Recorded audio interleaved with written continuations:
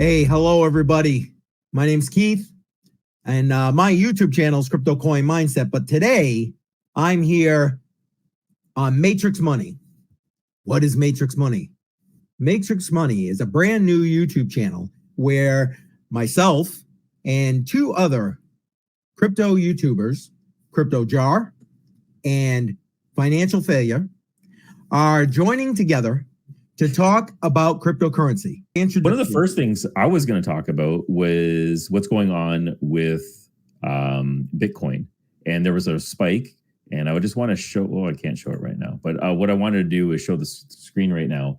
And it really started off from a tweet that happened in the middle of was it middle of last week, guys? I think it was the middle of last week, on some false news of an ETF being approved. And they immediately redacted that about 15 minutes or 20 minutes later. But the news is already out. And that was a single tweet talking about an ETF being approved. And that had a tremendous spike on Bitcoin.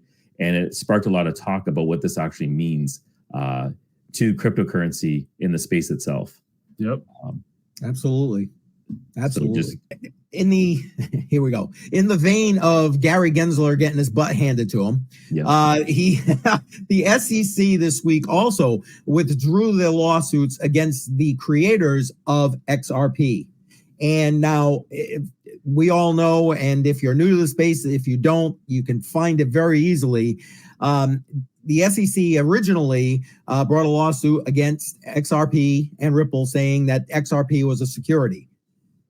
They lost that lawsuit, but they still had a lawsuit against the owners saying that the way they did certain sales were made those sales happen a security. And after being loss after loss in the courts, Gary has finally decided that, okay, I'm done. And that was a huge boost to the space in general. And like I said, I think that this news bodes well, one, for the cryptocurrency space in general, two, for XRP, and three, for the momentum being toward what we just talked about, time for an ETF. So yeah, I think this is a good segue into security. You know, again, it kind of ties along with my name as well. And what I'm going to cover are security fails. And, you know, why I say it's a good segue is just recently, I don't know if it was yesterday or if it was today, but it looks like a Philippine exchange called coins.ph was hacked for 12.2 million in XRP, which is currently valued around like 6 million USD, which is a ridiculous amount of XRP. Yeah, it is.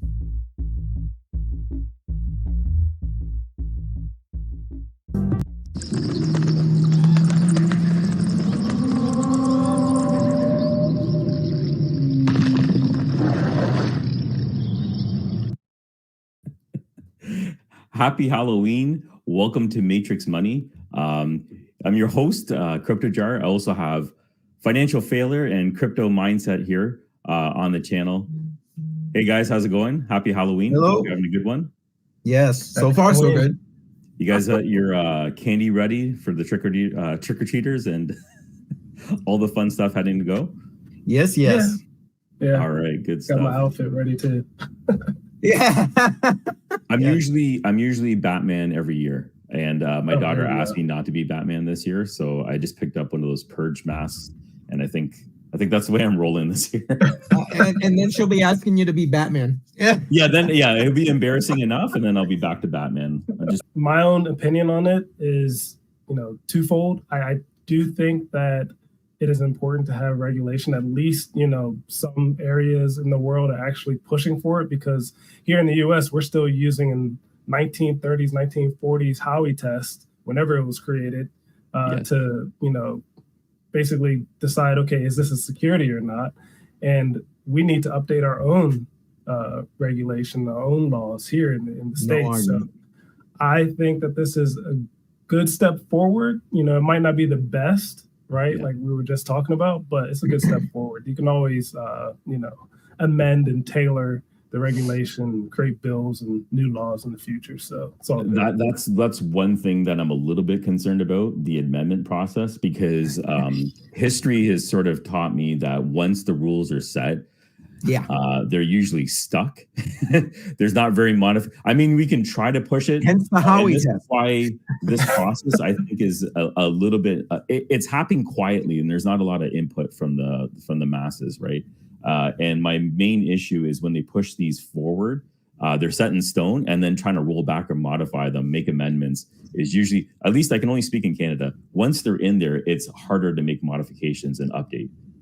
You're not wrong, and it's not just Canada. Yeah, so basically 15 years ago today, we had Satoshi publish the Bitcoin white paper. So I thought that was definitely something that we should talk about. But anyways, yeah, Bitcoin paper, that's interesting. I didn't know it was the anniversary today. That's Yep. Cool. Yep, Halloween. If anybody used LastPass for their crypto accounts, seed phrases, private keys, etc. And I'm happy to say that 100% of people said no. So that's good to hear. One, I think that's great to hear that the community is already aware of, not always putting their trust 100% in these third parties, because again, it's very similar to like the exchanges that we talked about last week. An exchange is just a third party that you are trusting with your coins. It's the same thing with LastPass. So with this LastPass breach that actually happened, I believe like a year or two ago, or it was a while ago. It wasn't recent. A lot of those credentials, those private keys, according to Zach XBT, who is a security researcher on Twitter, he does a lot in the crypto community. So I'm not taking any credit for this. This is just based off of his tweet and his research. But on October 25th, it looked like $4.4 million worth of crypto assets were stolen because of that LastPass breach. So, again, I don't know how many times I can reiterate this, but when it comes to third parties, if you put your trust in them, you might get effed. But for right now, we're going to talk about security, crypto security in general. Again, I'm going to start this off with my top three. So one of my top, recommendations would be to use a VM or a separate computer when you are basically downloading your software wallets. The second advice that I have is for people who are interested in DeFi is whenever you're using your MetaMask or whatever browser wallet, you have to connect to that dApp and then, have a certain, signature that's done. So now you are connected to that dApp, right? But you don't know what that dApp may do in the future when you give it those rights to basically connect to your account. So something that a lot of people recommend, and I recommend it as well, which is what I'm doing right now, is to disconnect that site. And the final recommendation for security is just simple social engineering. If you're not expecting an email from like Coinbase or whatever exchange you use, or you're getting emails from OpenSea and you're not expecting these, just consider it spam. Even if it's not actually spam, consider it spam. Don't click on those links. I'll jump in. So I have three of them, which are somewhat basic, but they're definitely something you want to pay attention to. The first one's going to be password management, and to not reuse the password that you're using from one app to another or one platform to another. I know it's super, super easy to do that. It's hard to remember passwords, and password management tools are not the best ones ever. So always writing it down is another great way to just keep it in inventory and refer to it. And password management, so don't reuse the same one, but also 2FA. So if two-factor authentication is available, it's highly, highly recommended to always use that, so you have another layer of protection. The next one that I have, and I'm going to just show my screen just for a moment here, is do your own research. And the reason why I'm talking about doing your own research, a simple coin, a simple meme coin, like the Dogecoin, I'm just going to type in Doge here, and I'm on CoinMarketCap. And when I go to see all my results, you can see how many Dogecoins actually come up. There's a Doge 2.0. there's tickers even that have the exact same name. So even searching for the ticker, you get multiple results. And as we're talking about meme coins, the last one is risk tolerance and knowing what you're getting into, and the fact that it's highly likely in this phase of crypto that you could lose absolutely everything that you put in. And I've lost a lot of money. I gambled on some meme coins. When NFTs went crazy, I bought a couple. It wasn't nothing that I'd lose my house or I'd lose my vehicle on. But they were gambles, and it was a gamble I'm willing to take a risk on. And you could get paid out big. But the whole thing is make sure that percentage, whatever that percentage is not going to hurt you in the long run. Choosing the right wallet or not choosing the right wallet can also lead to that. And I'm not going to spend a lot of time. I actually put a link in the description of this live stream below that'll take you over to my website where I break down all the different types of wallets, whether it's hot, cold, custodial, non-custodial, and then each type, desktop, mobile, etc. And I guess the point I want to make here is you got to pick the right wallet that's best for whatever it is you're doing in the cryptocurrency space. Most of us, and I'm going to assume my partners here will agree, probably use more than one wallet. Especially if you're holding long term, that's a cold storage option, and we're going to talk about that in a second. And then if you're doing trading, stuff like that, I mean, you need a hot option. And if you're using an option that's like a hot wallet option, again, don't be like Mark Cuban. Make sure that you ain't got all kinds of funds in your MetaMask wallet. Okay. Yeah, absolutely. That's the first one. And if you are gonna hodl for the long term, which I mean, you're looking at a cold storage wallet, so a hardware wallet device, and there are a bunch of them on there. Some of the top ones would be Ledger, Trezor. Help me, Jar, the one you were just working with. Keystone. Keystone. And last but not least is if you're going to buy a cold storage wallet, get it direct from the manufacturer. Don't be on eBay or Amazon or whatever, because those things are going to have more. You might get lucky. Okay. You might get lucky. Yeah. But more than likely, they're going to have some kind of malicious code in them. And guess what? You're going to think everything's all great. You're going to think you did it right. And then like that, your money's going to be gone from your Ledger, Trezor, whatever it is that you're using. So, Jar, tell everybody what we got going today. Okay, so today we're going to talk a little bit about DCA, which is dollar cost averaging. We're also going to touch on the markets a little bit and some of the headlines that we've seen that are somewhat of interest. You want to know what? Not for nothing. That's why I talk about it, let you guys vote on it on Friday, and then I do the DCA on Wednesday. So you do it on Wednesday when you sober up. That's a good idea. Have your coffee in hand. Yeah.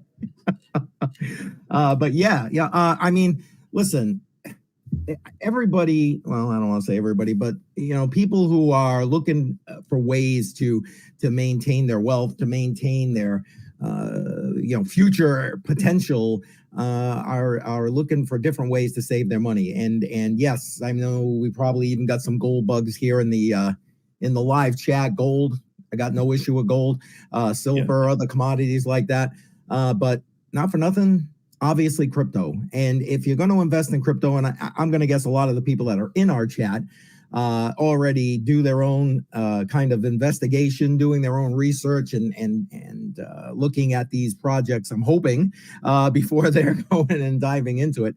But by dollar cost averaging, which is what we're talking about, and that's an investment strategy that is not exclusive to cryptocurrency, obviously. No, it's not. Yeah.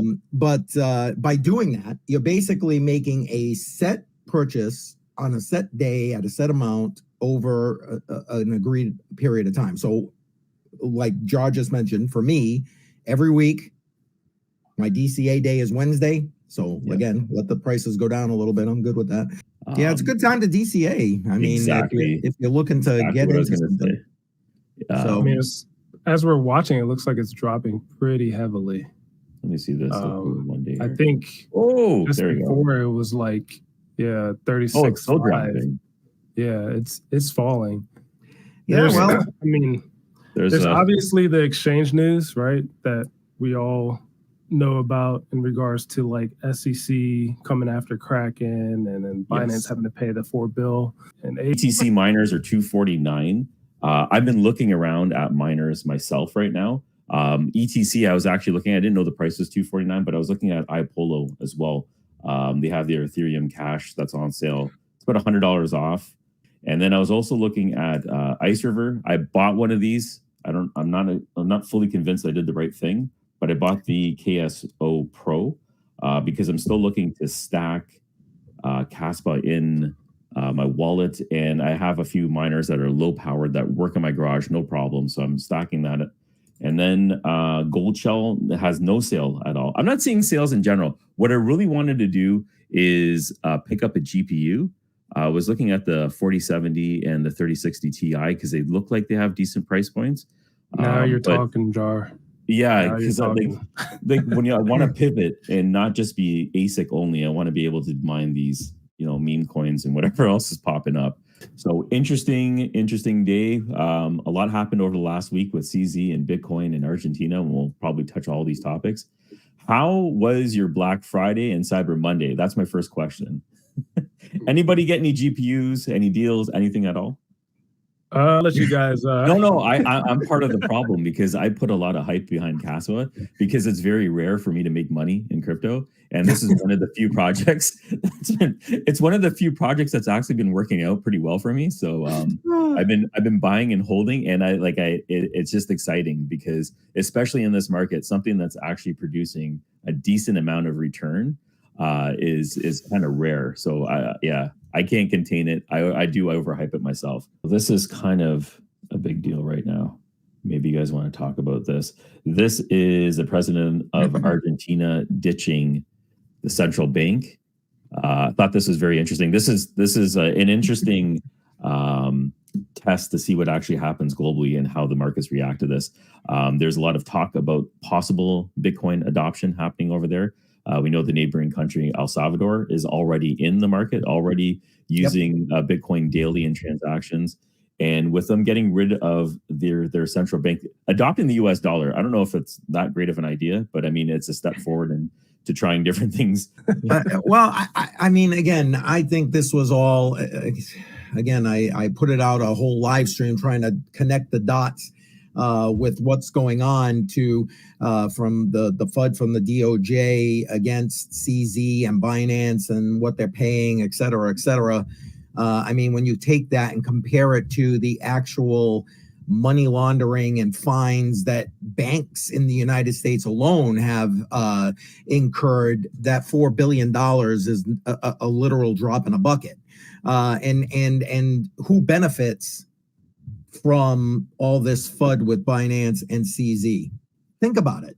At the end of the day, I love how, these politicians like Elizabeth Warren sit there and talk about, oh, crypto, bad because, terrorists and money laundering and blah, blah. Yeah. Listen, man, more of that crap goes through the US dollar than any cryptocurrency. Put all the damn cryptocurrencies together. The US dollar by far is where most of that crap happens. I don't even think it's close. Yeah, and it isn't even close. It's not even. There's no transaction trail for those ones. Right? Exactly. And anyway, so that's where I think this was all kind of a show with regard to CZ and Binance, and it was all to, I don't know, clear a path for whatever reason. I think. Yeah, amen. Yeah. That's why I got in the space. Originally.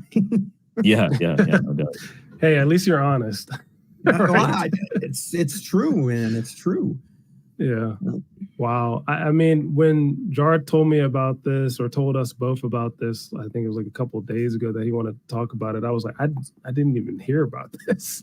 Yeah, me either. That's what I said. I'm like, I know nothing. Yeah, it's amazing.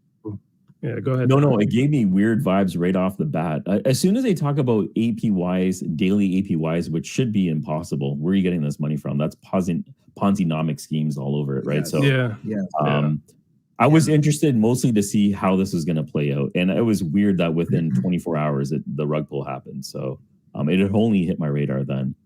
Just a little bit of a dig into some of these projects. Immediately, you'll find some problems or some red flags to avoid them. And then there's always going to be the bigger ones, like even an exchange, for instance, FTX. Like you're gonna it's basically the most dominant exchange out there, and then everyone lost their money. And right? then So all of a sudden, poof, yeah. there's always going to be ones that you're never going to see coming, and that's part of the Yeah. problem. And maybe that's a good reason to have some regulation, right? And there's been a lot of talk about that, so we'll see what happens. Seeing we already have the core wallet questions, Jar, why don't you jump in with yours first, and then we can rotate in. I'll take a little bit about hardware wallets. Sure.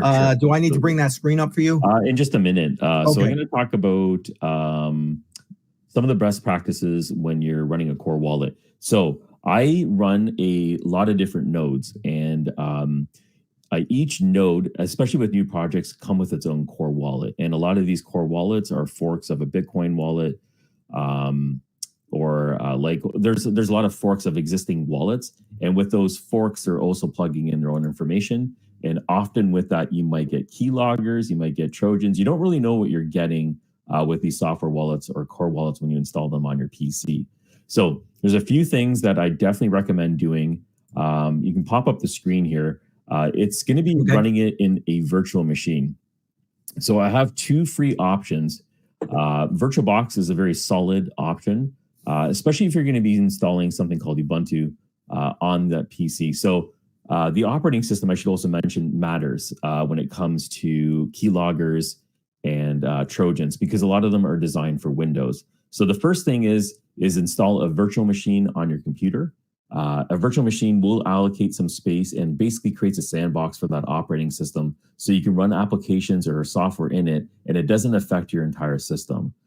Yeah. Question I for you should there, probably Jar. Invest in that. Favorite node play at a lower cost. Okay. So I would have said BlockX, but that went through the roof. Neoxa, even Neoxa is still pretty expensive. Neoxa probably 6 months ago was about $1,000 a node. Now it's $4,000 a node. Something that still has low entry would be Flux. Getting a Flux node, I think, would be under 1,000. Okay, so for me personally, the barrier to entry that I think is reasonable is anything under $1,000, and I think Flux would meet that when it comes to utility and practicality and everything else that goes in that whole circle. So I would say Flux might be the most stable one to get into out of everything else. That's some topics there. Definitely. Anything you guys want to talk about? I mean, I personally think that we nailed it, in my honest opinion, guys. Like for the newbies out there, you got a little taste of market information. You got a little taste of, current news going on in regards to the XRP case winnings. You got a little bit of security related information, which I think is huge as well. That's why I'm talking about it. So yeah, I mean, me personally, I don't have much more to add. I think we should save some of the topics for another day, because obviously all of us could talk for hours on end.